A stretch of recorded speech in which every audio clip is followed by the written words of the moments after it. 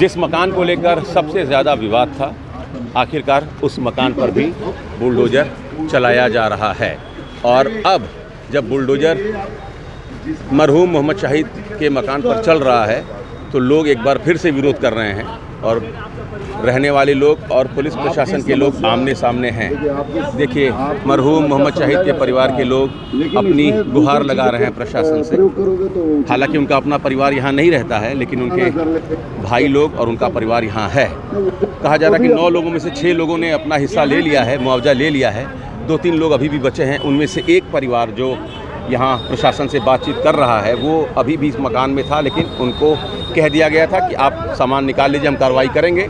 सामान निकाल लिया गया है, कार्रवाई शुरू भी हो गई है, लेकिन अंत तक अब मकान को बचाने की आखिरी कोशिश के तौर पर इसको देखा जा रहा है। पुलिस प्रशासन के साथ मरहूम मोहम्मद शाहिद के परिवार के कुछ लोग जो भाई लगते हैं उनके रिश्ते में, वो बातचीत कर रहे हैं। जी, सगे भाई हैं।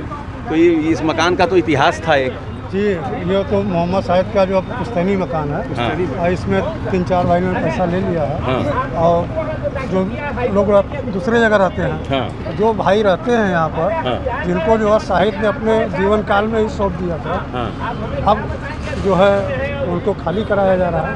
हाँ। खाली कराया जा रहा है। तो इसी मकान में वो रहते थे जब उन्होंने भारत के लिए ओलंपिक जीता, जब वो भारतीय हॉकी टीम के कप्तान बने, पद्मश्री और अर्जुन अवार्ड से उनको सम्मानित किया गया। और अब इस मकान पर जब बुलडोज़र चल रहा है तो ये देखिए, भाई साहब 1 मिनट सुनिए। आखिरी कोशिश है मकान बचाने की, आखिरी कोशिश है। पूरा सामान आप खत्म कर दीजिए, कल कचहरी पे आत्महत्या हमारी, ये समझ जाइए। कल कचहरी पर आत्महत्या हमारी। ये मरहूम मोहम्मद शाहिद साहब के भाई हैं, सगे भाई बताए जा रहे हैं, और कह रहे हैं कि जब हमने आपसे कहा था, हमारी आप रिक्वेस्ट सुन लेते, घर में शादी पड़ी है, लेकिन आप सुनने के लिए तैयार नहीं हैं। और ये एडीएम सिटी के सामने गए हैं। एडीएम सिटी ये बनारस के एडीएम सिटी हैं और उनसे अपनी गुहार लगा रहे हैं। और अब कोशिश ये है कि आखिरी कोशिश, लेकिन अब प्रशासन सुनेगा कि नहीं सुनेगा ये बहुत महत्वपूर्ण है। आलोक जी हैं एडीएम सिटी, और उनसे परिवार आखिरी गुहार लगा रहा है। तो ये स्थिति है मरहूम मोहम्मद शाहिद के उस मकान पर भी अब बुलडोज़र की कार्रवाई शुरू हो गई है, जिसको लेकर सबसे ज़्यादा विवाद था। और उनके इस मकान को तोड़ना शुरू कर दिया है बुलडोज़र ने। और इसी के साथ आज एक इतिहास का भी अंत हुआ, क्योंकि बनारस के लोगों का कहना है कि जब भारत ओलंपिक में गोल्ड जीता था तो उस हॉकी टीम के ये सदस्य थे और ऐतिहासिक दिन था वो बनारस के लिए। तो एक इतिहास भी आज ज़मींदोज़ हो गया।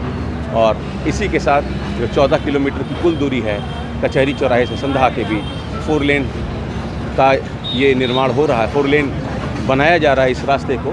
और इस रास्ते में 55-60 मकान आ रहे थे, 35-40 मकान पहले तोड़ दिए गए, बाकी जो 22-25 मकान थे अब उनको एक एक करके तोड़ा जा रहा है। उनमें एक मकान मरहूम मोहम्मद शाहिद का पुश्तैनी मकान भी है, उस पर भी अब बुलडोज़र की कार्रवाई शुरू हो गई है। Amit Singh, TV 9 UP Varanasi. अरे श्रीमती जी, कुछ तो सस्ता लो, बचत करो। नहीं श्रीमान जी, सब बढ़िया लो, रहने दीजिए। इसमें क्या खास बात है? थोड़े में ज्यादा स्वाद, यही तो है इसकी खास बात। वाओ मामा, क्या स्वाद है। अरे मेरे राजा, राजा मसाला।